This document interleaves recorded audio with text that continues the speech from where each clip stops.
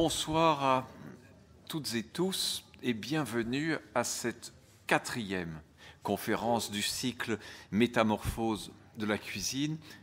Nous nous rapprochons du présent, quoiqu'il s'agisse ici d'une période somme toute assez ancienne qui commence dans les années 60 et s'arrête dans les années 1980, l'aventure de la nouvelle cuisine. Et cette aventure, elle pourrait commencer de manière beaucoup plus lointaine, de manière beaucoup plus ancienne. Il y a des cycles, chaque génération ou chaque siècle peut s'inventer sa nouvelle cuisine.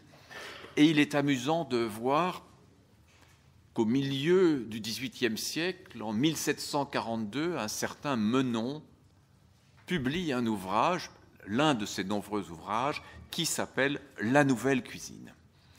Et cette nouvelle cuisine, nous allons le voir très brièvement, car je ne m'attarderai pas dessus, cette nouvelle cuisine a recours un peu aux mêmes thématiques, aux mêmes concepts, aux mêmes idées forces que la nouvelle cuisine que nous avons connue plus récemment. Et il y a eu des allergiques à cette nouvelle cuisine à l'époque, des opposants à côté des enthousiastes. Et le plus célèbre des opposants n'était autre que Voltaire, qui disait que cette nouvelle cuisine, son estomac ne s'en accommodait point. Nous ne l'avons pas goûté, nous ne pouvons qu'imaginer certains aspects de cette nouvelle cuisine du XVIIIe siècle, mais je vais vous lire quelques phrases de la préface de l'ouvrage de Menon, et vous y trouverez quelques accents, points si éloignés des discours tenus beaucoup plus tard. La délicatesse de la table, augmentée depuis peu par le goût exquis de plusieurs seigneurs qui ont contribué à perfectionner leur chef de cuisine, a fourni matière de réformer les anciens ragoûts pour les mettre dans un goût nouveau. Les sauces fines et piquantes, la nouveauté des mets, rechercher des personnes qui aiment les délices de la table, tout cela fait que l'officier qui travaille dans le nouveau est préféré à celui qui suit l'ancienne méthode. C'est sur cette matière que je me suis proposé de travailler, mais je ne prétends point, nous retrouverons ces mots exactement, mais je ne prétends point décrier l'ancienne cuisine, puisqu'elle doit être la base de la nouvelle. Je saute quelques paragraphes où l'on dit qu'il ne suffit pas de changer les noms pour changer les mets, et ces quelques lignes qui terminent la page. La cuisine nouvelle établie sur l'ancienne se fait avec moins d'embarras, moins d'appareils et autant de variétés. Elle consiste à quintessencier des viandes, à tirer des sucs nourrissants et légers, etc. Cette nouvelle cuisine, on dit en d'autres passages de ce livre, que vous pouvez trouver comme bien d'autres livres anciens sur le site Gallica, on dit qu'elles cherchent à donner aux choses le goût qu'elles ont et à ne point les masquer, qu'il s'agit aussi de diminuer les cuissons, d'alléger les sauces, autant de principes que nous retrouverons. Mais pour les retrouver, il va nous falloir attendre les années 1960 et notamment la table d'un chef qui transformera la cuisine de son temps et l'animera, sera peut-être l'un des premiers à sortir de sa cuisine, Paul Bocuse, récemment disparu, 3 étoiles depuis 1965. Les ambiguïtés du personnage de Bocuse, nous aurons l'occasion de les évoquer, mais en tout cas, c'est un de ceux sans qui rien ne se serait fait. Cette période des années 60, cette date de 1965, pour l'obtention par un Bocuse quadragénaire d'obtenir sa 3e étoile Michelin, c'est un moment très caractéristique. En effet, après les privations de la Seconde Guerre mondiale, les privations qui se sont étendues grosso modo jusqu'en 1950, les tickets de rationnement se maintiennent longtemps, l'envie de ce qui s'appelle gastronomie, de ce qui s'appelle grande table, grande maison, tout au long des années 50 et au début des années 60, et même dans certains coins reculés tout au long des années 70, l'envie, c'est d'abord de faire ripaille, de bien manger, La quantité prime clairement sur la qualité. L'embonpoint sied aux hommes, ou en tout cas ils pensent qu'il leur sied, ce sont surtout les hommes qui fréquentent les restaurants, les repas d'affaires se développent.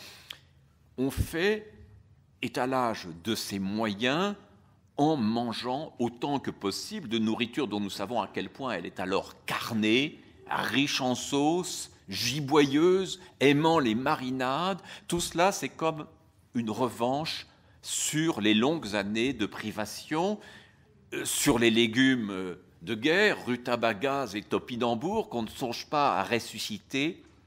On est dans un rapport de joyeuse ripaille, parfois rabelaisienne, et toute préoccupation d'allègement semblerait un peu ridicule, un peu absurde. Pourquoi aller dépenser beaucoup d'argent dans une de ces grandes tables si c'était pour manger délicatement, légèrement, diététiquement? Sauf que les années passent, sauf que les mœurs commencent à changer, sauf que les cuisines ménagères quotidiennes s'équipent différemment et que peu à peu, peut-être, se fait jour une autre idée du repas, une idée qui va bien au-delà de ce que tout à la fin de la précédente conférence, j'avais montré avec quelques images du film fameux de Marco Ferreri, La Grande Bouffe. Voilà. Brusquement, certains commencent à se dire, d'abord timidement, puis de manière plus tapageuse, qu'après tout, un grand repas, une grande table, ça pourrait être autre chose qu'une grande bouffe. Et parmi ceux-là, Paul Bocuse est une figure intermédiaire, une figure ambiguë. Paul Bocuse a été formé d'abord par la mère Brasier à Lyon, puis chez Fernand Point, dont nous avons parlé la dernière fois, qui est un monument, qui est un géant, qui est un ogre, qui boit sa coupe de champagne dès 10 heures du matin avant d'entamer les préparatifs du déjeuner, et sans doute qui en boit quelques autres.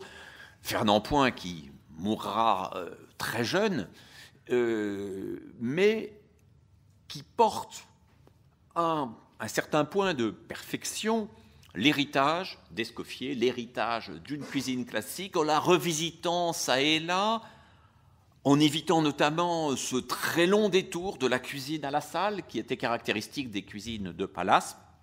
Et Fernand Point marque durablement et profondément Paul Bocuse et restera son maître et sa référence, à tel point que si l'on connaît la cuisine de Fernand Point, c'est très largement à travers ce qu'en a fait Paul Bocuse qu'on le voit. Quand nous découvrons ici, dans une assiette marquée Paul Bocuse, ce steak de canard, nous avons du mal à imaginer dans un premier temps que le nom de Bocuse est associé à celui de Nouvelle Cuisine. Nous sentons que les calories sont au rendez-vous, même si les légumes, timidement, commencent à se faire une place. Ici, un rouget en écailles de pommes de terre, joliment présenté, mais que nous imaginons aussi assez roboratif et en plus accompagné d'un peu de pâte, de légumes, point.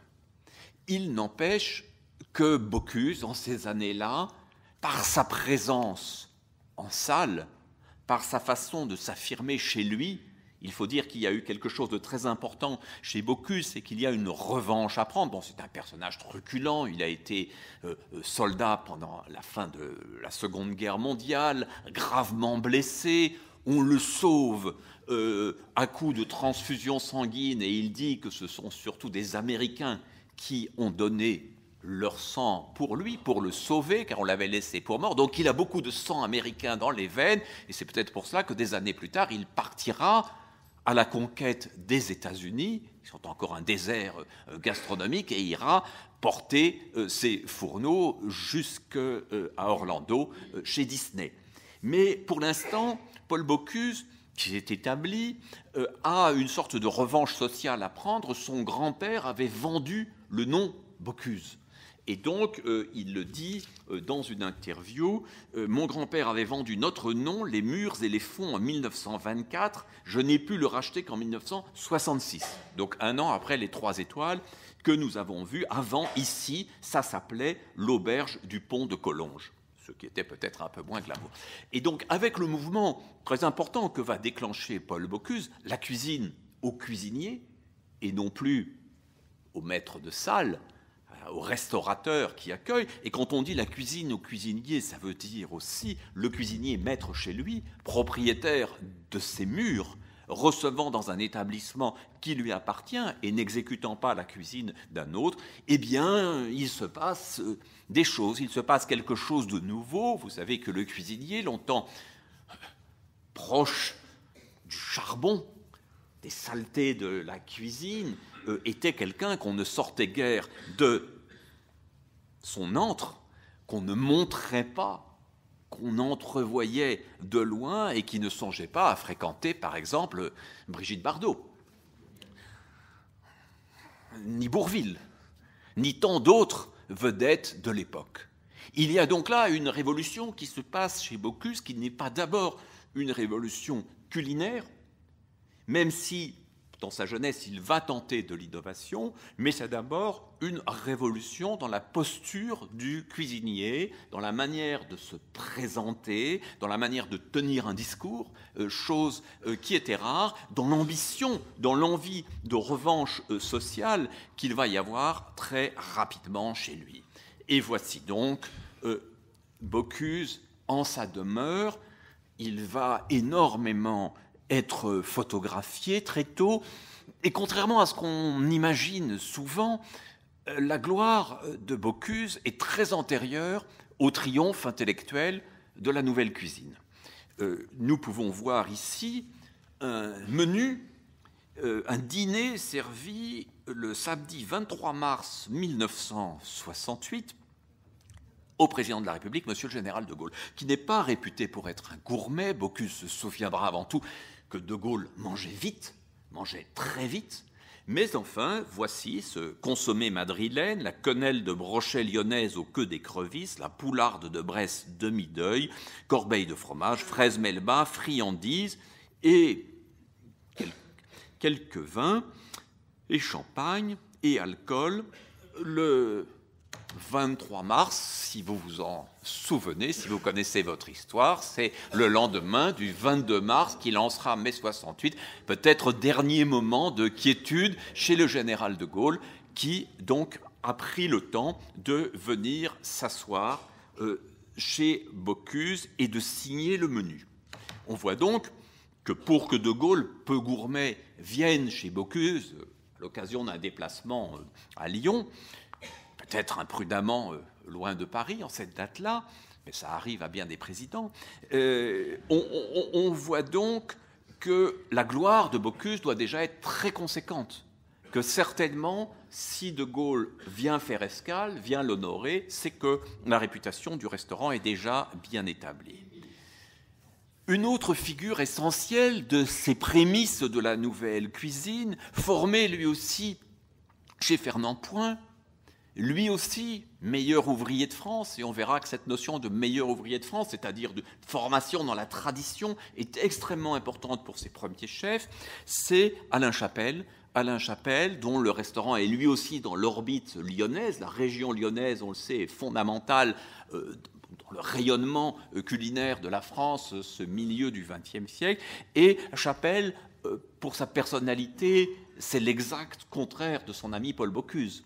Les deux hommes s'estiment beaucoup, dialoguent volontiers, mais autant Bocuse aime se montrer, autant Chapelle hésite à sortir de sa cuisine. Ce qu'il aime, comme Bocuse, mais plus encore peut-être que lui au quotidien, c'est de faire les marchés, de choisir ses produits, de sortir peut-être d'une carte rigide et fixe pour aller vers une carte adaptée aux saisons, aux produits rencontrés, aux producteurs d'exception avec lesquels il se lie.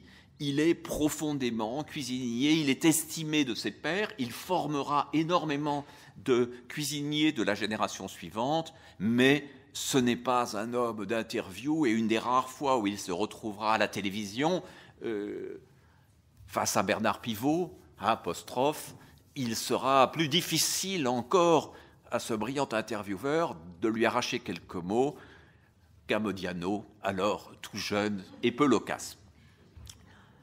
Ce grand restaurant de Mionnet, petit village qui n'a pas grand autre attrait que le restaurant d'Alain Chapelle. Ce restaurant ne correspond guère à l'idée qu'on se fait aujourd'hui de la grande maison gastronomique, et ça sera un des traits des restaurants de cette époque.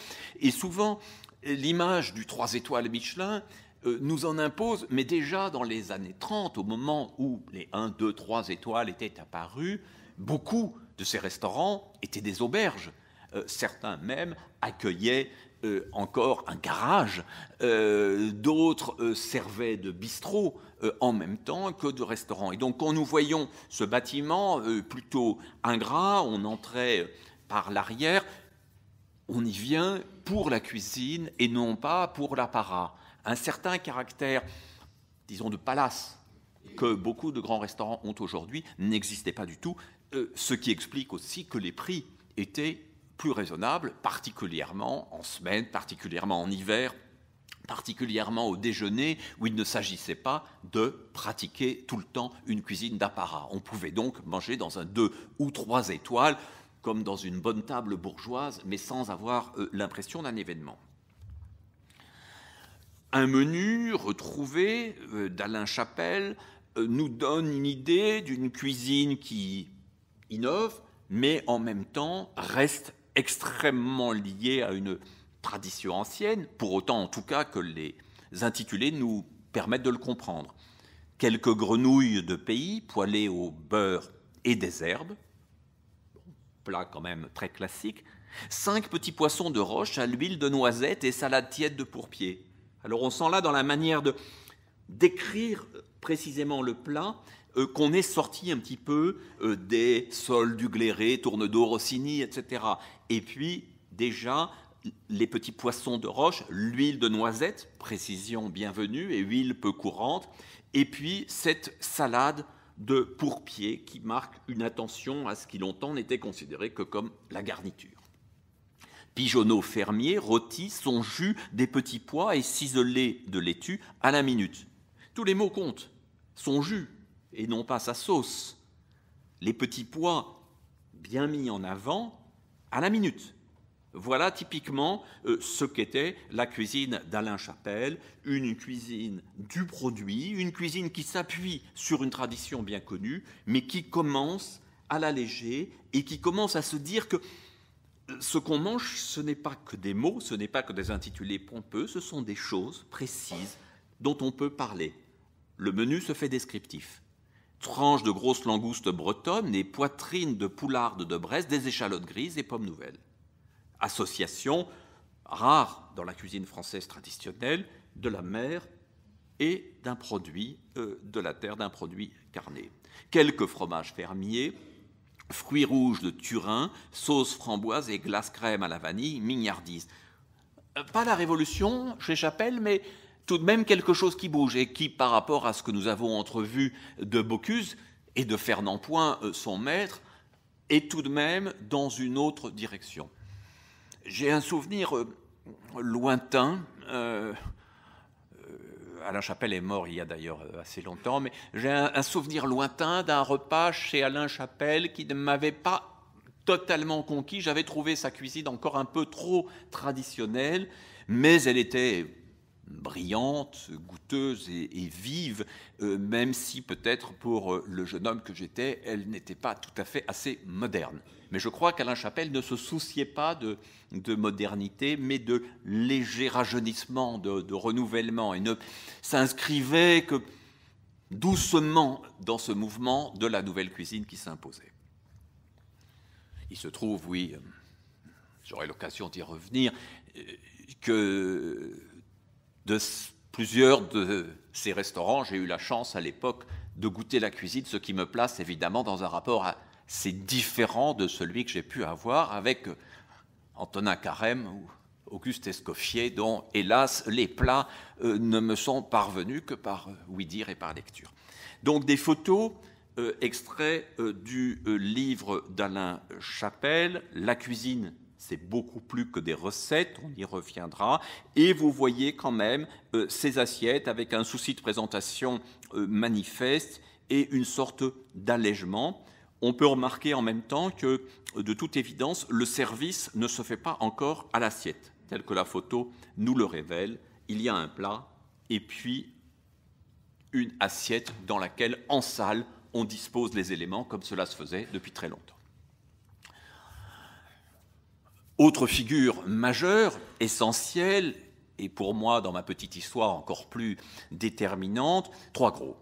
Alors, Trois Gros fait partie de ces maisons qui existent depuis longtemps, ces maisons, ces grandes maisons, ces auberges que l'on trouve sur la Nationale 6 ou la Nationale 7, ces étapes recommandées par le guide Michelin. Vous vous souvenez de Mérite un détour, vaut le voyage. Donc ce sont les tables qui valent le voyage, parfois petit voyage puisqu'on descend plus loin. Et donc sur la place de la gare, ou en tout cas sur l'avenue qui est en face de la gare de Roanne, qui n'est pas la ville la plus touristique de France, cette étape importante, cet hôtel familial qui va devenir l'hôtel moderne, qui est tenu par Jean-Baptiste Trois Gros et sa femme, que nous voyons ici au centre de la photo, et puis deux fils très soudés, très liés, Jean et Pierre Trois Gros, deux physiques bien dissemblables, on les verra après, qui vont, pour se préparer à reprendre l'auberge familiale, aller dans les meilleures maisons, un peu à gauche, à droite, dans les grandes maisons, se former séparément. Et puis, à un moment, leur père les rappelle et leur demande de venir reprendre la maison, l'hôtel-restaurant Trois Gros, où l'on sert encore sur le zinc le café, le verre de rouge, un petit plat pour les gens du quartier. Et pour eux qui ont travaillé dans les grandes maisons, c'est un peu comme un enterrement. Pas une déchéance sans doute, mais la difficulté de produire une cuisine intéressante, revivifiée, de tirer parti en même temps de leur grande formation classique, dans cet endroit plus que provincial. Mais ils le font, et leur père les incite à bouger.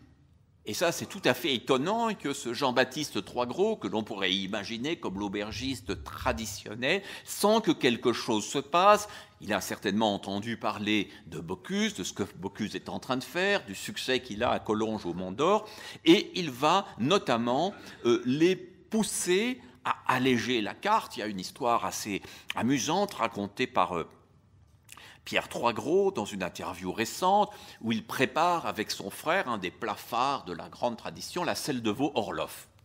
Et donc c'est un plat assez compliqué, avec une purée sous bise, une sauce, en fait. Et ils sont assez fiers, parce qu'il a belle allure sur le plat, c'est une belle pièce montée. Et ils le font goûter à leur père, qui dit « c'est nul, c'est minable comme plat ».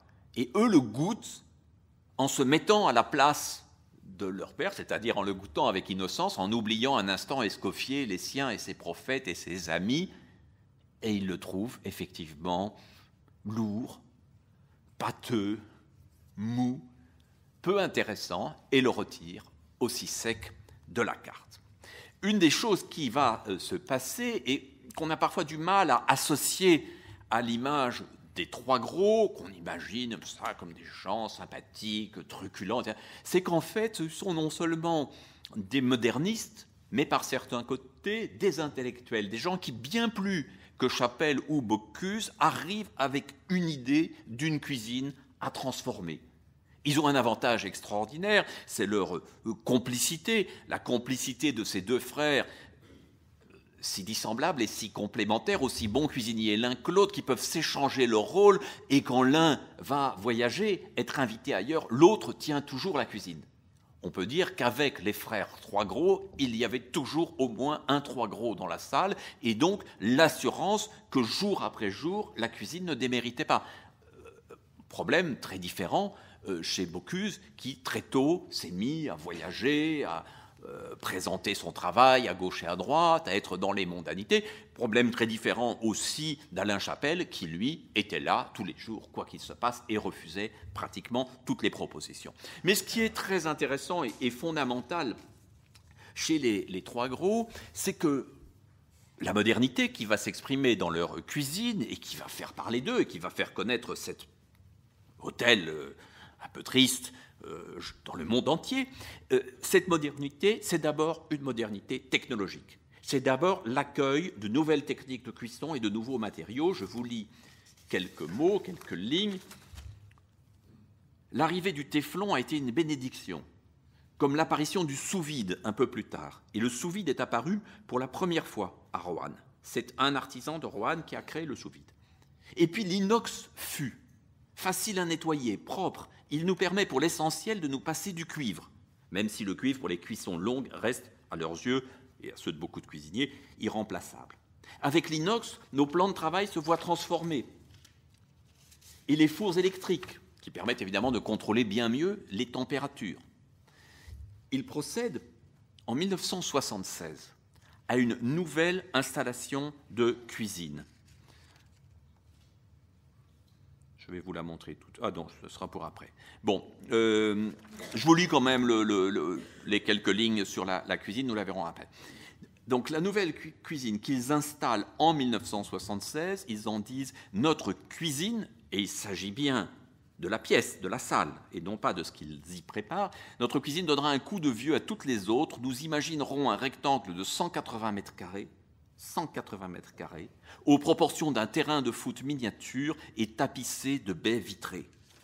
Une cuisine absolument transparente, ouverte, où chacun voit ce que les autres font, où les plats commencent à faire une trajectoire absolument rigoureuse, une marche sans retour, une préparation bien distribuée, quelque chose de fondamental. Et donc je crois que nous ne devrons jamais oublier dans tous les développements ultérieurs, et jusqu'à la cuisine dite moléculaire, nous ne devrons jamais oublier cette idée que nouvelle cuisine égale aussi nouvelle cuisine, nouvelles installations de cuisine. C'est fondamental. C'était un point, ce n'est pas simplement une révolution intellectuelle, un désir de quelque chose de neuf, c'est une manière différente de procéder et une manière aussi pour le cuisinier de ne pas baigner en permanence dans une chaleur suffocante et dans les fumées de charbon, avec aussi toutes les difficultés de contrôle de la cuisson que cela supposait. Quand les trois gros, et cela peut surprendre, vont parler rétrospectivement, il est vrai, de ce qu'a été pour eux, avant que le nom n'apparaisse. Le nom, c'était encore la nouvelle cuisine de Menon, celle du XVIIIe siècle qu'on avait vue. Mais avant que le nom n'apparaisse, ils avaient conscience déjà de quelque chose de neuf qui se préparait, et ils disent la nouvelle vague au cinéma, le nouveau roman en littérature, caméra à l'épaule et jeu d'écriture, tout change. Et la cuisine à l'unisson qui ne peut plus délayer, mais aller à l'essentiel. Copeaux, éclat, beaucoup de mots entrent dans le vocabulaire gastronomique ces années-là. Nous croisons les domaines en parlant d'escalope de saumon, alors que le terme était lié à la viande. Un homard et ses petits légumes est baptisé navarin de homard, terme jusque-là réservé à l'agneau. C'est aussi cela, la nouvelle cuisine. Déclaration, pour moi, quand je les ai lus dans le très remarquable livre Mémoires de chef, qui rassemble des souvenirs de plusieurs chefs de cette génération, déclarations qui m'ont vraiment surpris. Alors peut-être y a-t-il un peu de réécriture a posteriori, et d'habitude des discours et des discours critiques. Il n'empêche qu'on sent là une démarche, parler de nouvelles vagues, parler de nouveaux romans, parler de nouvelles technologies, s'inscrire véritablement dans l'époque pour ces deux frères qui n'étaient pas forcément vieux, c'est procéder d'une intention bien éloignée de celle de Bocuse à la même époque.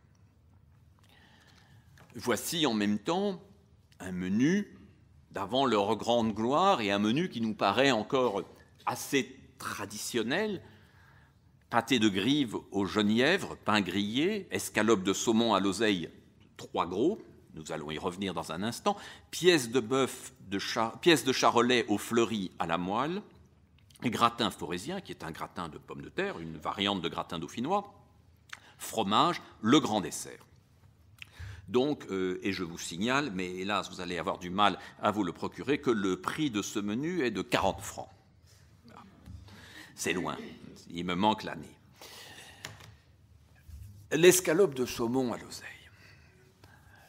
abîmé par toutes les reprises et les répliques, cette escalope de saumon fut une révélation pour la cuisine, pour beaucoup de cuisiniers, et pour le jeune amateur que j'étais, j'en parlerai dans un instant. Mais cette escalope de saumon à l'oseille, cuite donc sans aucune matière grasse, dans une poêle au téflon, avec une sauce qui est en dessous du poisson au lieu de le masquer, avec ce goût acidulé de l'oseille qui vient tempérer la crème, c'est quelque chose dont la nouveauté a du mal à être mesurée, comme beaucoup des innovations culinaires, mais peut-être comme beaucoup d'innovations artistiques, à un moment, elles se sont tellement installées, elles ont tellement fait événement que nous les voyons comme l'évidence.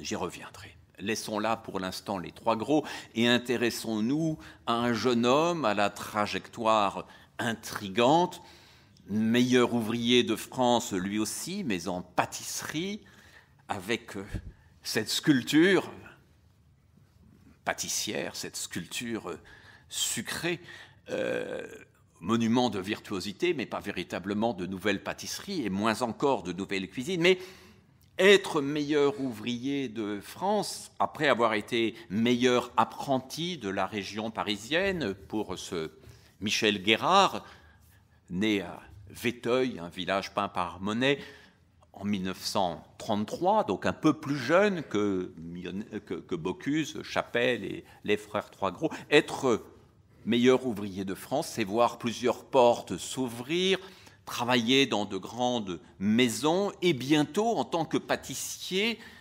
virtuose, capable d'épater, c'est travailler dans un lieu quelque peu improbable, le Lido, dont il sera le chef pâtissier pendant plusieurs années. Nous le voyons ici, tout jeune, entouré de ses patrons. Et ces patrons le chérissent tellement, le tout jeune homme qu'il est, qu'en plus de ses fonctions de pâtissier, c'est un peu différent des cuisiniers. Les pâtissiers, parfois, dans les formations, sont dédaignés, voire méprisés par les cuisiniers qui ont l'impression d'avoir un métier plus noble, plus aristocratique. Mais il est chargé par ses deux frères qui dirigent le Lido de préparer le week-end des repas pour leurs amis, pour les artistes, les vedettes, les acteurs, les girls qui viennent au Lido. Et là, on lui demande de surprendre. Après tout, il s'agit de travailler pour des gens du spectacle et donc de les étonner, de produire des plats nouveaux. Et c'est une occasion formidable pour le jeune Michel Guérard de sortir strictement du domaine de la pâtisserie et d'aborder la cuisine de manière plus complète. Tant et si bien qu'un jour, alors je vous parle très en détail de la carrière de Michel Guérard, il se fait que j'ai eu l'occasion à plusieurs reprises, et pas plus tard qu'hier, de bavarder longuement avec lui, de lui faire raconter ses débuts. Et donc là, c'est véritablement de l'information de première main que je vous apporte chez ce jeune homme qui a aujourd'hui 85 ans et un enthousiasme intact pour la cuisine et une mémoire très vive de ses débuts culinaires. Et donc, à un moment, pour faire plaisir à ses parents qui estiment que tout de même faire de la pâtisserie au Lido, ce n'est pas bien sérieux, ce n'est pas un avenir et qu'il vaudrait mieux se marier et avoir son propre établissement. Ses parents tenaient une modeste boucherie et pensaient que plus que les fastes parisiens, un lieu à soi assurerait à ce jeune homme un avenir. Mais il n'a pas d'argent, pas d'économie, il ne veut rien emprunter à ses parents et c'est donc à la bougie, comme on dit, qu'il va acheter un tout petit établissement avec le tout petit peu de moyens qu'il a, et c'est là qu'il commencera à révolutionner la cuisine française. C'est le pot-au-feu, le bistrot d'Asnières, à côté d'une usine de Rivet, à la lisière d'Asnières et de Gennevilliers. Il y a eu, quelques mois plus tôt, dans ce petit bistrot, un crime à l'étage, d'où le prix plus que bas de l'établissement, un peu déserté. La clientèle est plus que fauchée. Le jour où il veut ouvrir, deux ouvriers de l'usine de Rivet sont en train de prendre le soleil sur les marches. Il doit gentiment leur demander de se pousser. Et donc les premiers temps, pas de pâtisserie fine, pas de pièces montées, pas de grandes tentatives culinaires, des sandwichs et des ballons de rouge au comptoir, des cafés, et puis un petit plat, un plat du jour, et puis une carte, et puis d'autres gens qui passent dans le coin, et où sans doute il n'y a pas beaucoup de bonnes tables, et qui se disent on va essayer la table de ce Michel Guérard. Alors voici la carte des débuts du pot-au-feu d'Asnières, avec en guise d'apéritif maison, le Dalton, un whisky 8 ans d'âge, réserve du Savoy Hotel de Londres, et puis les plats, je ne vais pas vous les lire tous, mais sont pour la plupart bien loin de ce qui fera la réputation de Michel Guérard et de ce qui constituera la nouvelle cuisine. Foie gras frais de canard des Landes, préparé à la maison tout de même, une terrine paysanne avec une frisée, l'andouille fameuse de Léa de Lyon, une salade grande ferme, au chapon, lardon et roquefort, une tourte chaude au poireau, j'en saute. On trouve, après dans les plats, le canard confit froid et la salade au vinaigre de champagne, les tripes maison à la mode au Sancerre. Les parents étaient bouchers, donc il y a une connaissance très forte de la viande et une manière de réveiller ces plats, la pièce de charolais, le filet d'aile d'oie, la poularde. Bon, on ne voit même pas de poisson dans cette carte. Et il se trouve que Guérard, qui a déjà sympathisé avec Bocuse et été encouragé par lui, entre meilleurs ouvriers de France et jeunes gens, on se soutient. Guérard est un garçon joyeux et vif qui aime sortir la nuit, Bocuse plus encore. Il lui présente les frères Trois-Gros, et cette bande de copains se constitue, et je pense que, tout comme la nouvelle vague au cinéma, la nouvelle cuisine va être beaucoup une affaire de copains.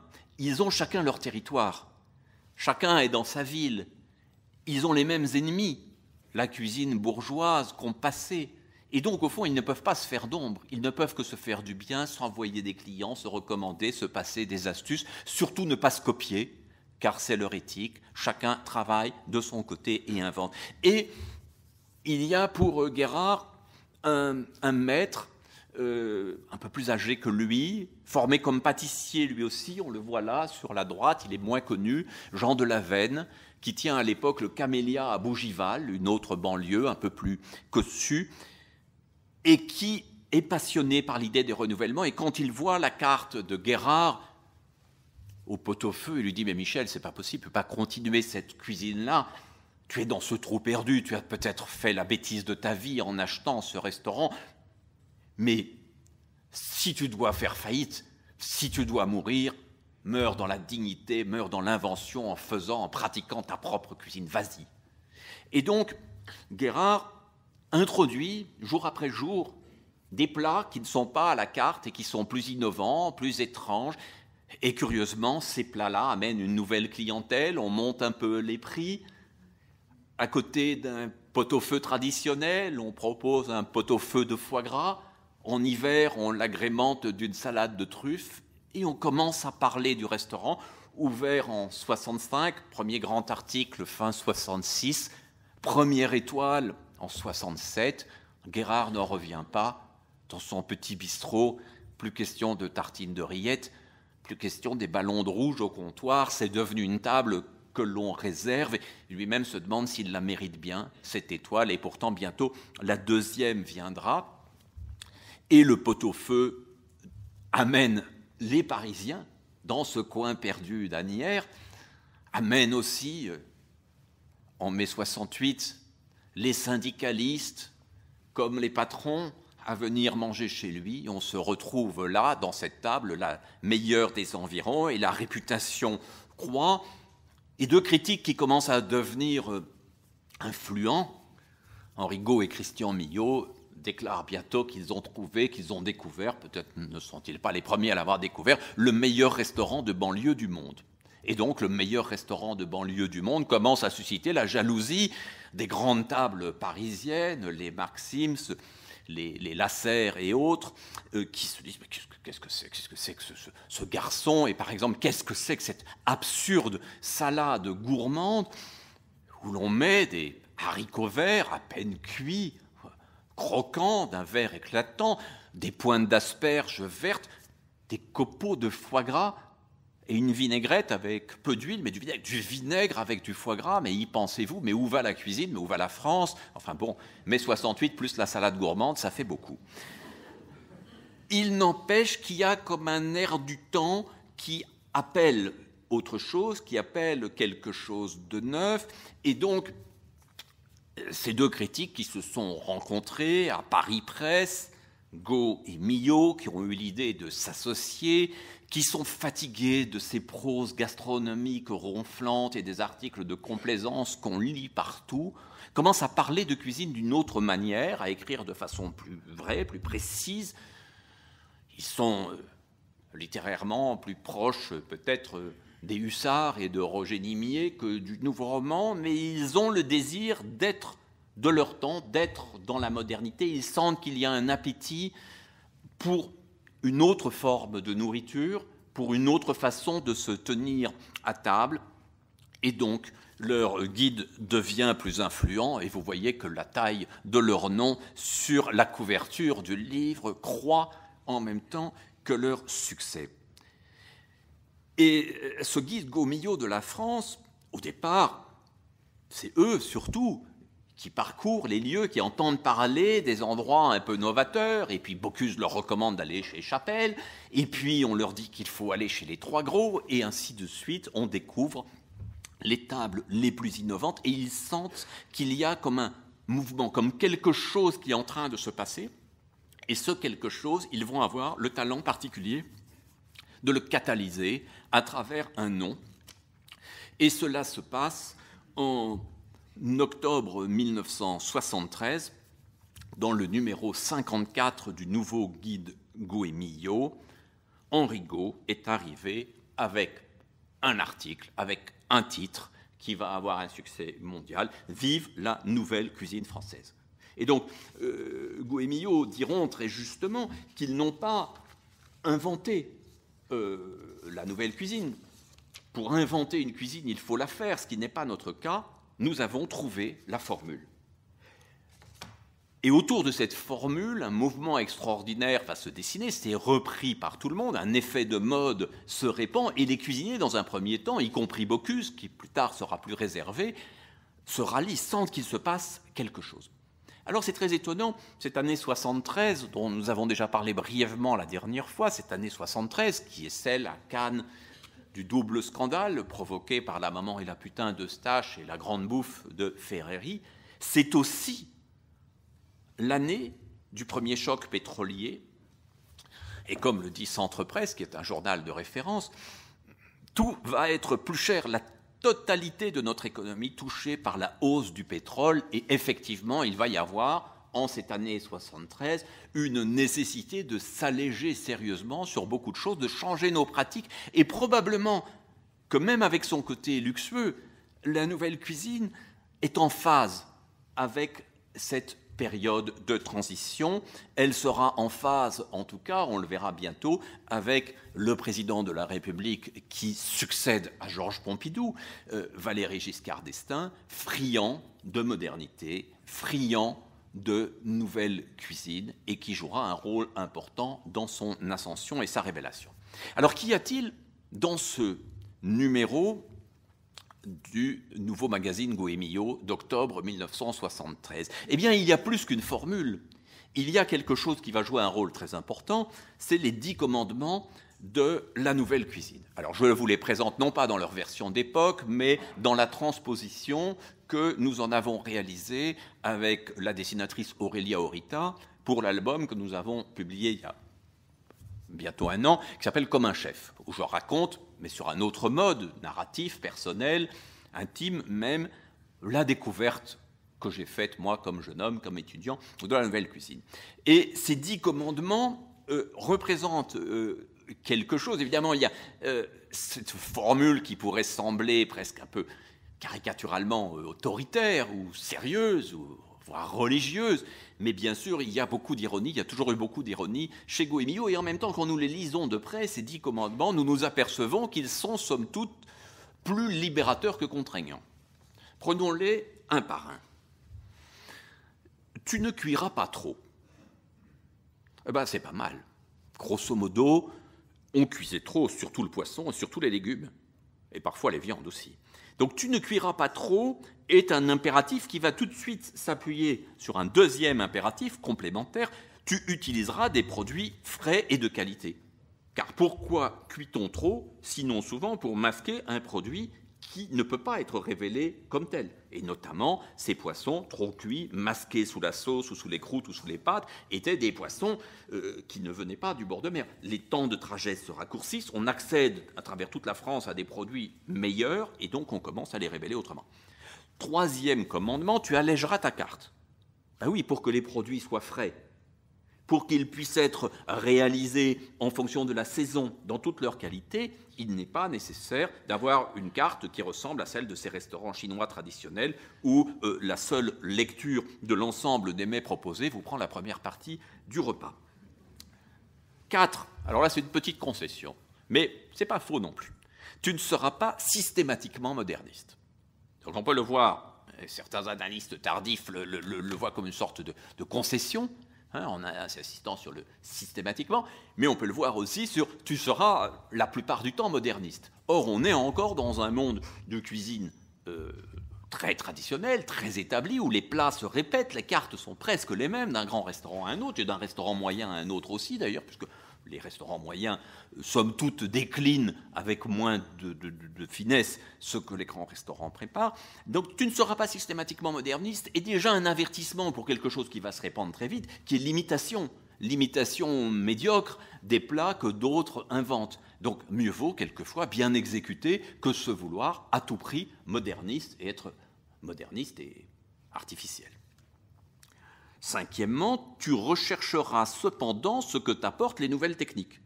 On retrouve les frères Trois Gros, les équipements, les possibilités qui nous sont données par un monde qui change, les cuisines ménagères changent, l'électroménager arrive pour le meilleur et pour le pire dans les familles. Utilisons tout cela. 6. Tu éviteras marinade, faisandage, fermentation, etc. Ça nous paraît un peu lointain parce que là, c'est vraiment des choses qui ont presque entièrement disparu. Marinade, faisandage, fermentation. Il faut se souvenir, les fermentations vont revenir beaucoup plus tard. Certains restaurants ultra-modernistes des dernières années les ont travaillés, mais tout à fait autrement. Le faisandage était une manière de martyriser le gibier et celui qui le mangeait. On avait cette habitude infâme, quelquefois, de laisser des gibiers si longtemps qu'ils étaient à demi décomposés. Ça donnait au plat du goût, certainement. Mais après, il fallait une sauce assez forte pour faire passer tout cela. Et évidemment, dans la foulée, 7, tu élimineras les sauces riches. Ben oui, ces sauces riches qui accompagnaient des viandes elles-mêmes très abondantes ou ces gibiers dont j'ai parlé qui ont bien besoin d'être soutenus. 8, on est dans la même famille, et on va la retrouver avec Guérard, tu n'ignoreras pas la diététique, préoccupation de santé qui commence à entrer dans la cuisine, et dans la haute cuisine, deux domaines antagonistes, en fait. On se disait, bon, on mange chez soi de manière plus ou moins diététique, enfin en tout cas dans des proportions raisonnables, et quand on va au restaurant, alors là, on ne va pas se limiter. Donc, confondait l'idée d'un repas ultra riche, du paquet de beurre, de la crème en abondance, avec l'idée du bien manger. 9, tu ne truqueras pas tes présentations. C'est un peu la fin de tout l'apparat. Et 10, tu seras inventif, qui est le complément et le contrepoint du tu ne seras pas systématiquement moderne. Tu seras inventif pour une cuisine encore marquée dans les écoles, dans la transmission, dans l'apprentissage, par tous les principes d'Escoffier, c'est quelque chose de complètement neuf. Tu seras inventif, mais on avait dit toujours aux cuisiniers, ton plat, tu dois le refaire à l'identique d'un jour à l'autre, quelles que soient les saisons. Tu dois le refaire comme Escoffier avait indiqué de le faire. Ce n'est d'ailleurs même plus Escoffier, mais le post-Escoffier. Voici donc ces 10 commandements, pas trop contraignants et somme toute plus faciles à suivre que certains autres. Et voici à l'œuvre, messieurs Gault et Milhaud, devenus brusquement des personnages fondamentaux, très importants, qui, à côté d'un Michelin resté conservateur, qui peine quelquefois à donner ses étoiles aux tables les plus innovantes, à côté du Michelin, Gault et Milhaud, ici en cuisine, bien reçus, ne cherchant pas l'anonymat, alors que les inspecteurs du Michelin la cherchaient, vont un peu faire la loi, est donné, par exemple, à M. Alain Chapelle, 4 toques et 19,5.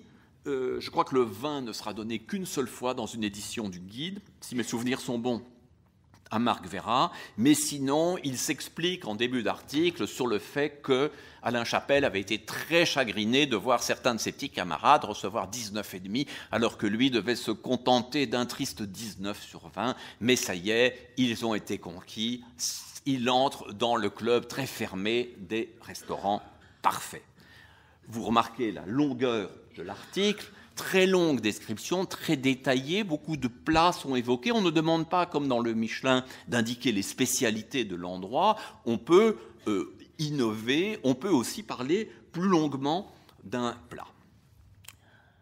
Dans la foulée de cette mode de la nouvelle cuisine et de ces nouveaux chroniqueurs gastronomiques, il faut bien se souvenir que les chroniqueurs gastronomiques de la presse-seconde guerre mondiale sont des gens un peu curieux puisqu'ils font partie des journalistes non épurés à la Libération. Les cruciverbistes, les chroniqueurs sportifs et les chroniqueurs gastronomiques avaient été considérés comme irresponsables politiquement. Et c'est dire qu'il y avait parmi eux beaucoup de gens qui, en fait de grandes tables, avaient surtout connu celle de Vichy ou celle de la Kommandantur et des tables allemandes pendant la Seconde Guerre mondiale. Je ne dis pas que tous étaient d'anciens collabos, mais qu'il y avait quand même un petit air à l'ancienne. Alors tout d'un coup, avec une nouvelle génération, certes, Gou et Millot n'étaient pas particulièrement de gauche, mais enfin, ils étaient un peu trop jeunes pour avoir trempé dans ces choses-là et dans cette prose vieillotte et complaisante et ces vieilles amitiés nouées on ne sait où. Un autre événement qui se passe et qui est très important et qui sera un événement d'un retentissement médiatique considérable, curieusement pour nous qui nous souvenons d'Escoffier décoré et officier de la Légion d'honneur, nous l'avons vu et reçu à Orsay. Mais lorsque le 25 février 1975, Valéry Giscard d'Estaing, président de la République depuis peu, décore Paul Bocuse de la Légion d'honneur et à travers lui, tous les jeunes cuisiniers qui l'entourent et qui sont souvent plus radicaux que lui, c'est la cuisine française qui se trouve honorée comme la haute couture, comme un domaine d'excellence, et c'est évidemment un rayonnement extraordinaire, d'autant que Bocuse et ses pairs et ses proches et ses amis et sa bande préparent à l'Élysée un repas qui sera largement médiatisé et qui vraiment donnera un coup de pouce à l'exportation de la haute cuisine française et à la réputation, à la consécration de la nouvelle cuisine. Vous pouvez voir à gauche de la photo un demi-trois gros. Et donc, dans notre quête inlassable des documents introuvables, voici le menu servi au Palais de l'Élysée le 25 février 1975 et signé, non pas par le général de Gaulle, mais par Valéry Giscard d'Estaing et Anémone. Alors, ce déjeuner, donc, offert à l'occasion de la réception de M. Paul Bocuse dans le grade de chevalier de la Légion d'honneur, est évidemment un menu qui a été composé par Bocuse, préparé dans les cuisines de l'Élysée, et Michel Guérard me racontait qu'à la fin du repas, Giscard avait fait venir son chef, il lui avait dit « Voilà comment je veux manger, voilà ce qui s'appelle manger », enfin je ne tente pas d'imiter le président Giscard d'Estaing, et il dit, il se tourne vers les autres chefs et dit « Il est très bon pour le poisson ». Bon, c'était un Breton, il était très bon pour le poisson. C'était un peu humiliant, c'était un peu lui dire bah, « Mon vieux, il faudrait rajeunir votre cuisine et la vivifier. » Et donc, la soupe de truffe, sur laquelle nous reviendrons dans un instant, par Paul Bocuse, l'escalope de saumon de Loire à l'oseille, par Pierre et Jean Troisgros, donc plat déjà devenu mythique, un canard Claude Joly de Michel Guérard, les petites salades du Moulin de leur ami Roger Verger, des fromages dont nous ne savons rien, et les desserts dont s'occupe Paul Bocuse, et d'excellents vins, c'est bien le moins. Et les voici, toute la petite bande, posant pour les photographes et préparant les 2-3 gros sur la gauche, Verger, je pense, Bocuse, quelqu'un que je n'identifie pas, et Guérard à droite. Ils préparent tous la fameuse soupe. La voici, sortie par Paul Bocuse.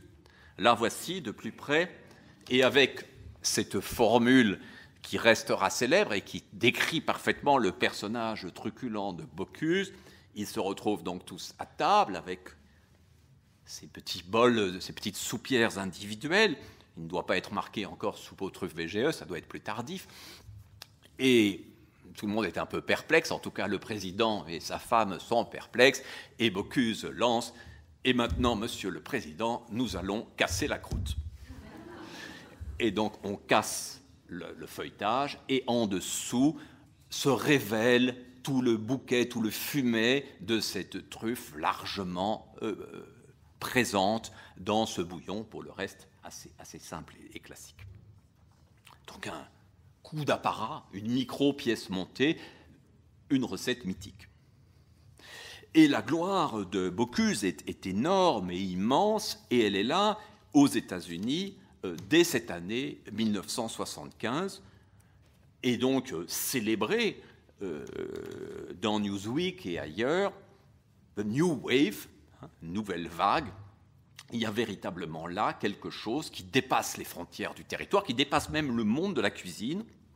Il y a comme une idée que la France est capable de rajeunir cette pratique ancienne et simple, manger.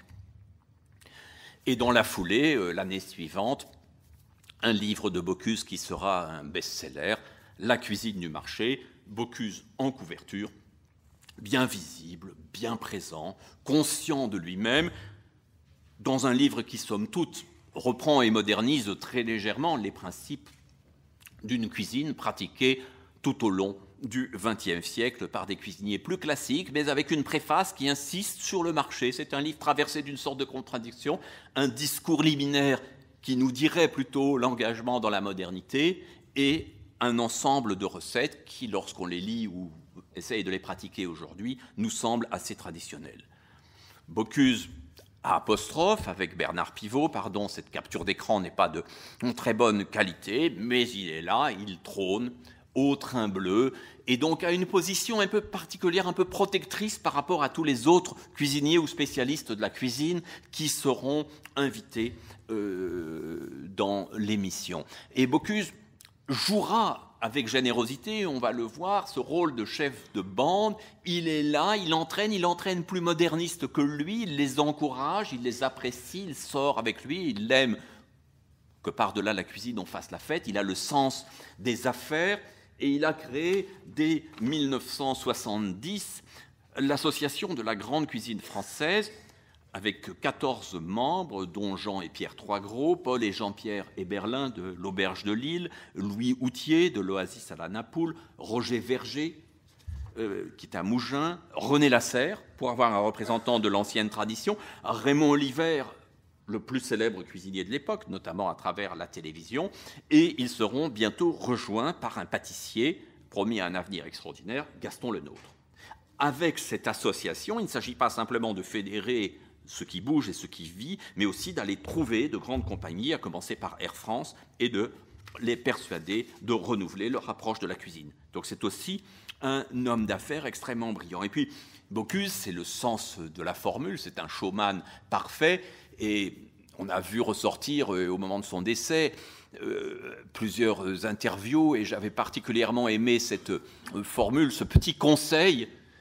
Je vous le donne si jamais vous devenez, je ne sais pas, membre d'un groupe musical ou que vous montez une compagnie de théâtre. Dans un groupe, ne vous placez jamais au milieu pour la photo, c'est l'endroit des agrafes. Formidable.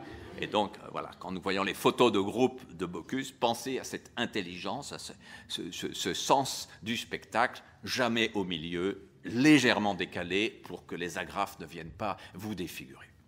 Bocuse était aussi très soucieux de séduction, et voilà, et c'était certainement un homme qui aimait plaire et savait le faire.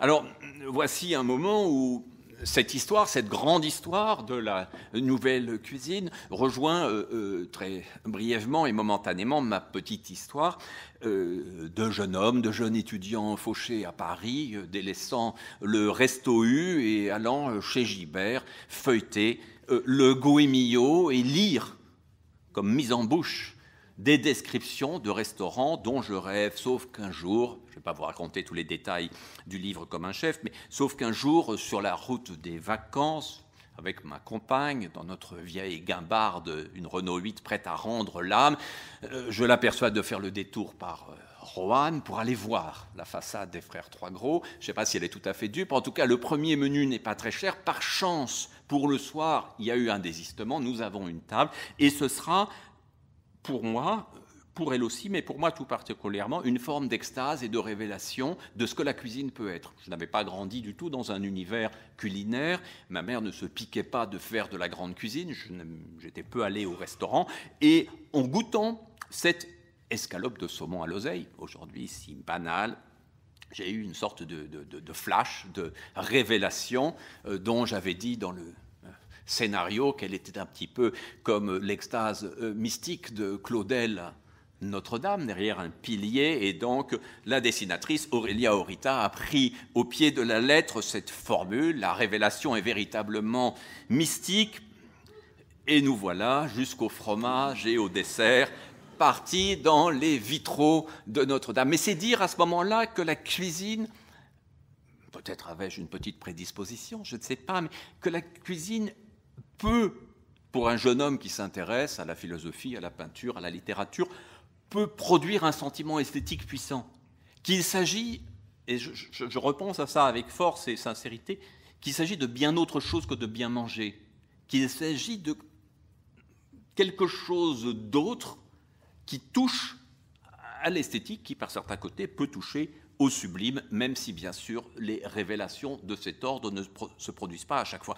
Et après avoir passé une nuit dans la plus petite chambre de l'établissement Trois Gros, je pense qu'elle coûtait 62 francs, le matin, pas encore satisfait de toutes ces dépenses inconsidérées, après le petit déjeuner, nous achetons 2 livres, les 2 premiers livres de la collection Les recettes originales de, collection mythique de Robert Laffont, qui est dirigé par un autre critique important de l'époque, un personnage disparu récemment, Claude Lebet, qui va rassembler les meilleurs chefs de cette tendance et leur faire des livres en première personne et des recettes neuves. Et donc j'achète ce livre, Les recettes originales de Jean et Pierre Trois Gros, cuisinier à Roanne, c'est bien la moindre reconnaissance, et en même temps le premier livre de la collection, La grande cuisine minceur de Michel Guérard. Et donc voici quelques images, encore assez sages, des plats proposés dans ce livre. Peu de photos, d'ailleurs, à l'époque, c'est vraiment des livres plus austères. Il y a 1 ou 2 cahiers photos, mais pour l'essentiel, on s'appuie sur les recettes, on essaie de les faire, et donc nous allons nous partager les livres, ma compagne et moi, et elle vit à Bruxelles, moi à Paris, et je prends celui de Guérard, et j'essaie avec plus d'obstination qu'elle, et je vais faire des progrès rapides, même si je reste évidemment un simple amateur. Mais c'est dire que cet amour de la cuisine, passé par les mots, puis par une expérience, puis par un livre, peut, chez quelqu'un qui n'a pas eu d'éducation culinaire, produire des résultats.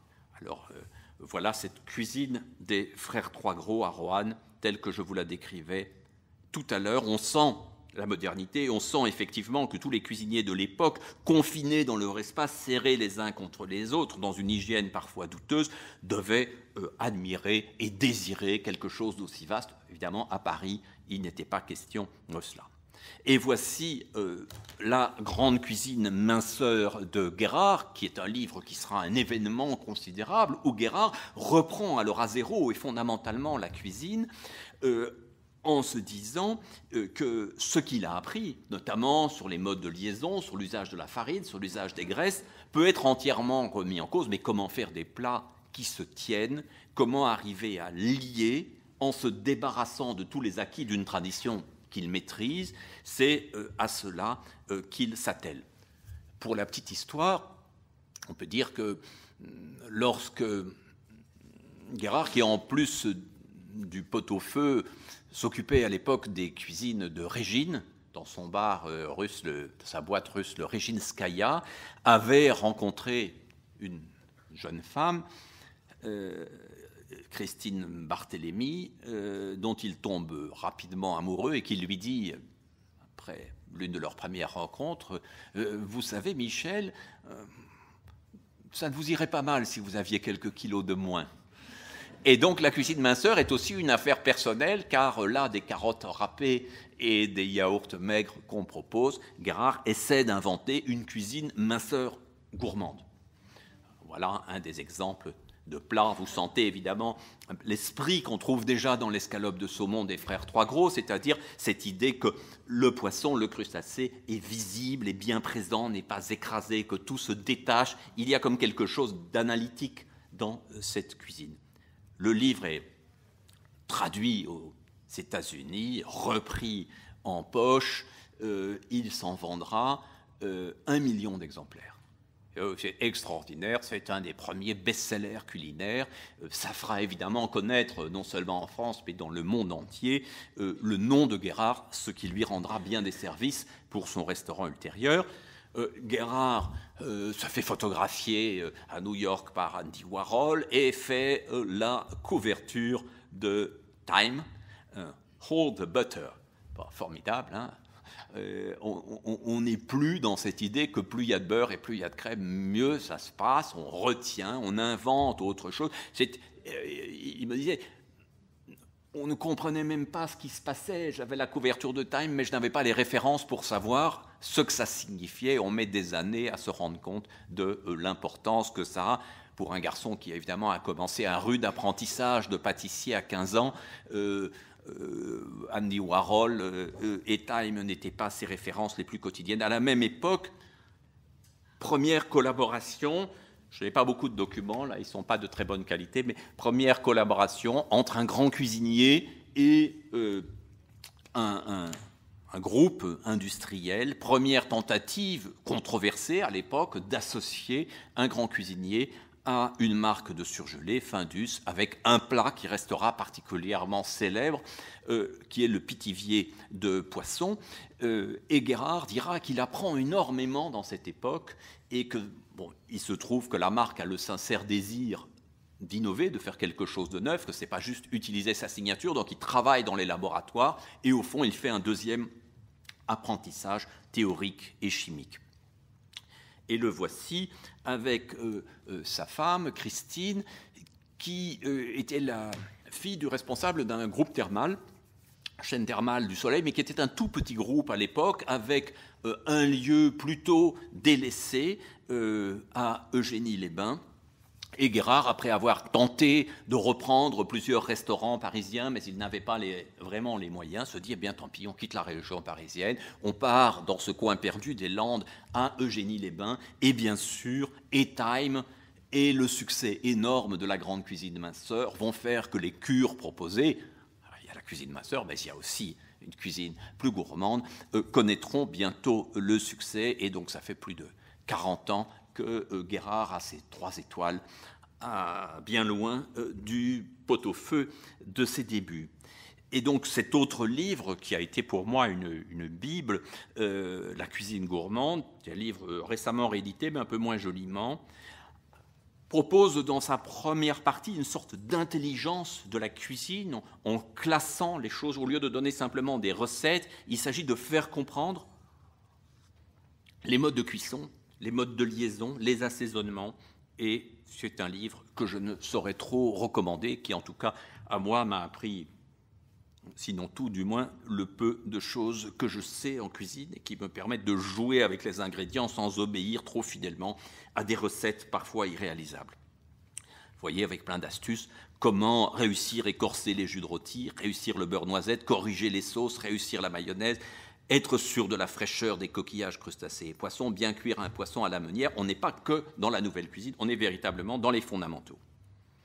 Et donc, voici la transposition où effectivement je me fais des fiches et j'étudie aussi sérieusement qu'une matière de sociologie ou d'histoire les principes de Guérard, dont je connais encore quelques-uns par cœur.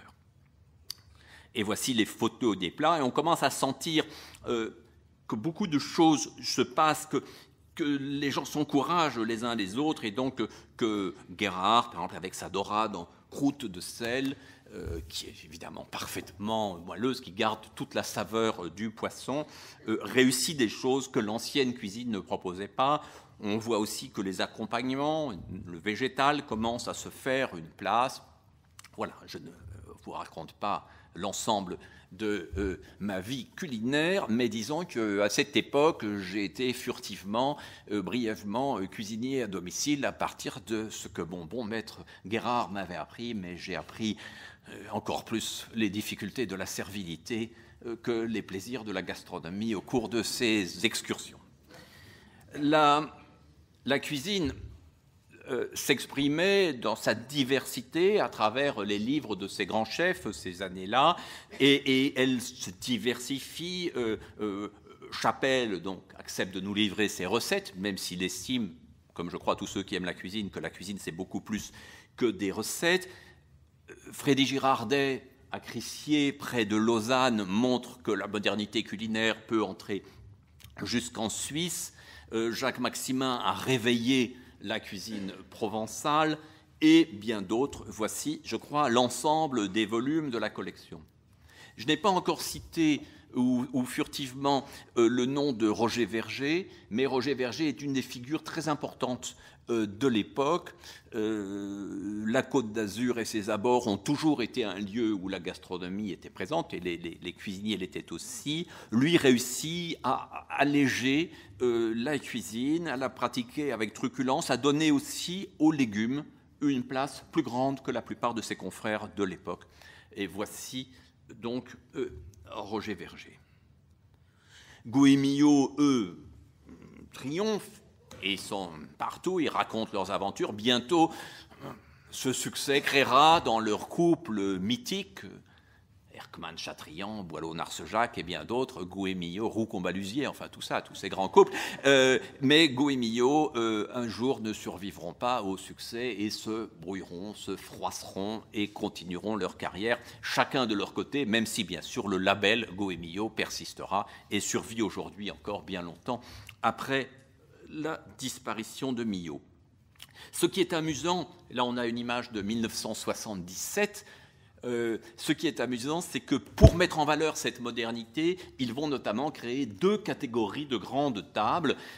Les tables rouges, qui marquent des cuisiniers innovants, et les tables noires, qui distinguent de grandes tables, mais plus traditionnelles. Inutile de vous dire que quand j'avais la possibilité d'essayer une table, je dédaignais superbement les toques noires, et ne me dirigeait que vers les toques rouges. Les autres me semblaient quand même vraiment des vieux conservateurs. Et donc, il est amusant de voir, là, cette année-là, les 19 sur 20, pas très nombreux, et finalement, à peu près les noms qu'on a cités, hein, Bocuse à Collonges, les Prés et les Sources d'Eugénie à Eugénie-les-Bains, c'est Guérard, Chapelle à Mionnet, le Moulin de Mougins de Roger Verger à Mougins, Trois-Gros à Roanne, Girardet à Crissier, un peu à l'écart l'auberge de Lille à Illoisern, qui je crois a accentué son conservatisme ces dernières années, à Paris, finalement non représenté dans les 19 sur 20, vous le remarquez, l'Archestrate et le Grand Véfour, puis l'Oasis à la Napoule, Barrier à Tours et, comme chez soi, à Bruxelles. Voilà, je vous cite que les plus grandes tables, la plupart, ont disparu, mais c'était évidemment un classement qui est aussi un contre-classement par rapport à celui du Michelin, même si peu à peu, ces restaurants se retrouvent tous 3 étoiles. Une autre figure importante et oubliée aujourd'hui, c'est Jacques Manière, qui avait d'abord tenu boulevard Saint-Germain le Pactole, qui n'arrivait pas à avoir de 2e étoile, ou de 3e, je ne sais plus, dans le guide Michelin, parce que les toilettes n'avaient pas été au goût des inspecteurs du Michelin, et Jacques Manière, qui avait un fichu caractère, lui a demandé « Mais vous êtes venu pour manger ou pour... » Bon. Et l'étoile était perdue. Mais la cuisine à la vapeur, par exemple, fait partie de ces innovations importantes. Autre grande figure très importante et très moderniste, grand ami de Guérard en cette époque, Alain Sandrans, disparu il y a peu de temps, qui ouvre d'abord son restaurant L'Archestrate, du nom d'un cuisinier de l'Antiquité et qui est un homme extrêmement cultivé qui, avec ce canard très moderniste, montre qu'on peut retravailler les recettes les plus anciennes, aller chercher dans des traditions lointaines et bientôt dans des traditions exotiques, ce qui sera le sujet de la conférence de début janvier. Donc grande figure très importante, mais je ne peux pas vous donner les biographies de tous ces chefs. Bocuse toujours, seul cette fois, et au milieu de la photo, parce qu'il n'y a pas de pli, il n'y a pas d'agrafe, mais Bocuse, chef de bande inlassable, les entraînant dans des occasions extraordinaires. Et on sent vraiment, chez tous ces cuisiniers, l'envie de travailler avec lui, de travailler ensemble, d'aller goûter la cuisine des uns et des autres, et de déconner ensemble aussi. Ici, on les retrouve à peu près tous. Il y a Jacques Pic et Georges Blanc à l'arrière-plan. Les cuisiniers font du ski. Enfin, vous voyez que quand Bocuse disait que les cuisiniers doivent sortir de leur cuisine, quelquefois on avait envie de leur dire, et Bocuse lui-même le disait à la fin de sa vie, qu'il ferait bien d'y rentrer. Et donc, Bocuse patronnant l'ensemble des chefs, Bocuse aux États-Unis avec Jean Troisgros, qui malheureusement mourra assez tôt au cours d'une partie de tennis par un soleil de plomb, et à sa droite Roger Verger. C'est la couverture de l'excellent livre de Nicolas Chatenier, Mémoire de chef, où j'ai appris beaucoup de choses. Et puis revoici Guérard, à peu près comme il est aujourd'hui, toujours aussi enthousiaste. Les présidents passent et la nouvelle cuisine survit. Et François Mitterrand fait le déplacement spécialement depuis l'Élysée pour venir dîner avec quelques proches que vous reconnaîtrez peut-être chez les Troisgros avant de rentrer à Paris. Mais déjà, une nouvelle génération de cuisiniers apparaît qui tous, d'une manière ou d'une autre, se réclament de la nouvelle cuisine, la dépassent, la transforment, et en tout cas n'aurait pas été possible sans elle. Et ça, je crois que c'est extrêmement important de se rendre compte que la nouvelle cuisine, à côté des polémiques qu'elle a pu susciter, de la prise de distance de certains, mais il est vrai que si on pense aux écrivains, plusieurs des écrivains phares du nouveau roman disaient le nouveau roman c'est les autres, moi je suis Michel Butor, moi je suis Claude Simon, le nouveau roman c'est pas moi. Et de même Bocuse, moi je suis la cuisine, la grande tradition de la cuisine, la nouvelle cuisine, dira-t-il peu avant sa mort, la nouvelle cuisine, c'était rien dans l'assiette et tout dans l'addition. Ce qui était tout de même une manière un peu méchante d'envisager la chose, puisque si les portions dans les assiettes se réduisaient, c'est aussi que le nombre de plats commençait à augmenter, structurer différemment le repas. Enfin, voici qu'arrivent ces figures, et je vous les montre dans leur jeune âge, ce moment où ils sont des promesses, et peut-être vous pouvez les reconnaître avec la photo. Donc, voici Joël Robuchon, Pierre Gagnère, Michel Bras, Bernard Loiseau. Et je m'attarde quelques instants sur un chef belge, flamand, qui a été, à mes yeux, l'un des plus grands innovateurs de la cuisine, mais qui, hélas, est mort à l'âge de 43 ans, avec 2 étoiles, mais pas la reconnaissance complète qu'il aurait mérité d'avoir. Il était de la même génération, et il était ami avec Pierre Gagnère et Michel Bras, qui ont connu depuis le succès que l'on sait, mais il innovait notamment sur le plan des présentations, sur les références picturales, sur la longueur des menus, mais bien sûr aussi sur les goûts nouveaux, les associations les plus fines, les plus subtiles. Ce sont des plats reconstitués par la dessinatrice, car il n'y a pas énormément de photos des plats. Il était assez secret. Willy Slavinsky, qui tenait ce restaurant à Gand et qui est un cuisinier que j'ai bien connu et l'un des artistes les plus authentiques de la cuisine que j'ai pu rencontrer. Et voici 2 de ces menus assez longs, qu'il intitulait, en français en tout cas, Poèmes culinaires. Et je ne vous en lis que quelques intitulés, mais vous voyez évidemment l'évolution des intitulés et leur caractère de plus en plus précis. Certains diraient de plus en plus précieux, mais en réalité, quand nous lisons les intitulés de Slavinsky, nous sommes plutôt frappés par leur côté descriptif. Le fondant de saumon melba à la ficoide glaciale et roquette au parfum d'amande, basilic noir et marjolaine. la charlotte de jeunes courgettes en fleurs, aux cèpes et petits crabes, sabayon aux feuilles et huile d'olive à l'estragon. Le duo de Rouget Barbet, alors il y a une petite faute, au hachis de bigorneau et paxoy, queue de homard au jet de moutarde et peau de radis lyophilisée. Ça se sophistique un peu. Les rosettes de caneton de Bresse au café et eucalyptus, figues vertes aux poireaux croquants, poires et peaux mielées à la fleur de café. Le panquet d'oiseau sans tête au bœuf écossais, farci de fourmes d'ambert et Saint-Maur au coriandre. Il était un des premiers cuisiniers que j'ai vu qui cuisinait toujours les fromages. Le fromage était un plat parmi d'autres toujours élaboré. Les folies d'Apicius composées de 5 desserts différents et, si vous aviez encore un peu faim, des douceurs. Et l'autre menu, je ne vais pas vous le lire en entier, juste le début pour le plaisir, graminé de zizanie aux légumes et petits homards, bavarois au thon blanc, à la tanésie et safran. Le jus d'asperges de Malines au massis, à la queue de langoustine et pigeon. Des associations neuves qui se forment, du terre-mer, une présence particulière des légumes, des épices venues de loin, comme Olivier Rollinger commence à le faire à la même époque. Bref, un poète au fourneau, un peintre sur les assiettes, car la disposition devient extrêmement importante. Et j'ai oublié à ce propos de vous raconter cette évolution importante qui est celle du service à l'assiette, pratiquée d'abord par les trois gros, qui sont les inventeurs du service à l'assiette, c'est-à-dire on ne laisse plus au maître d'hôtel, on ne laisse plus au serveur le soin de venir découper devant vous le poisson, le canard, que sais-je. On le présente, on le dispose sur l'assiette, on réduit donc le rôle du service en même temps que l'on augmente celui de la cuisine, la responsabilité de la cuisine. Et Michel Guérard a ce service à l'assiette qui s'impose ces années-là, qui est repris des frères Trois Gros par beaucoup, sur de grandes assiettes qu'il demande aux frères Trois Gros la permission d'utiliser. Voilà, est-ce que je peux vous reprendre les grandes assiettes? Les Trois Gros lui en offriront 24. Et il ajoute à un moment les cloches. Vous avez peut-être connu cette époque, si vous avez la chance, des cloches métalliques qui avaient deux fonctions. Une première fonction qui était de tenir au chaud le plat et une deuxième fonction de générer un effet de surprise et éventuellement, évidemment, un fumet particulier puisqu'il avait été préservé.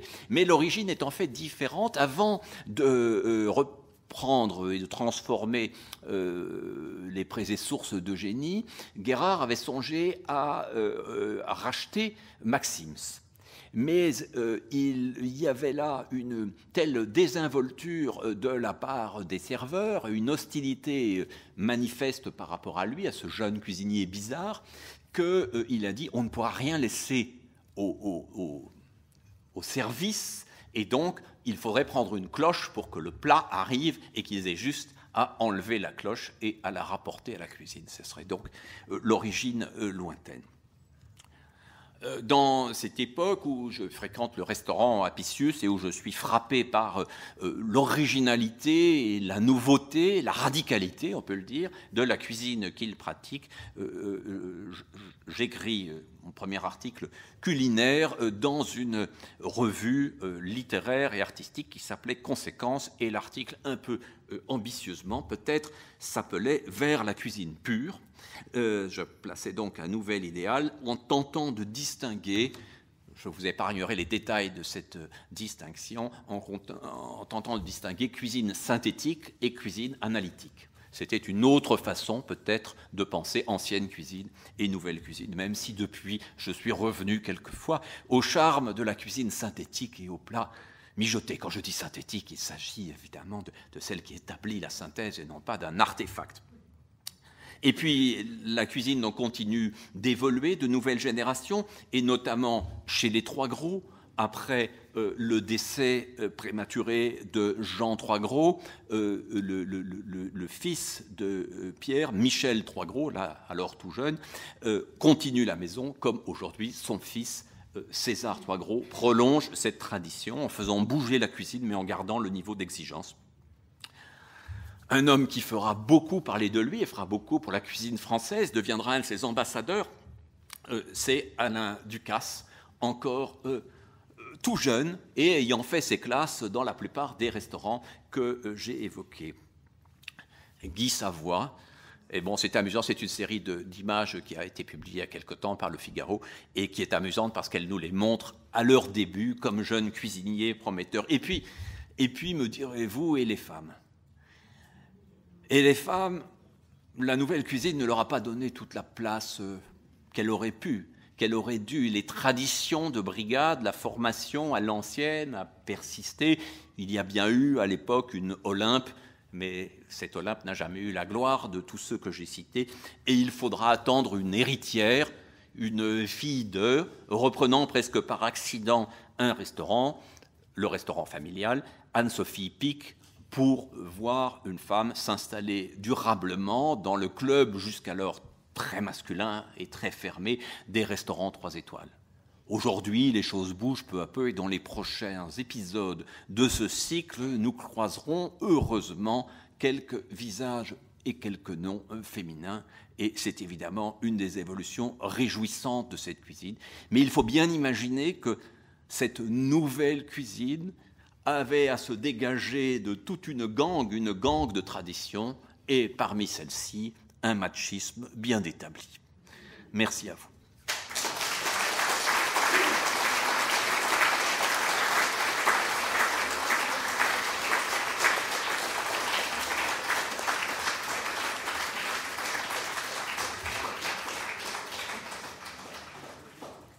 Comme les précédentes, cette conférence, en tout cas dans sa partie sonore, sera prochainement mise en ligne, accessible en podcast. Donc si vous avez des amis qui n'ont pas pu y assister, vous pouvez leur signaler. Donc il y aura 4 conférences déjà accessibles. Et la prochaine, le 10 janvier, sera intitulée Cuisine fusion, cuisine métissée.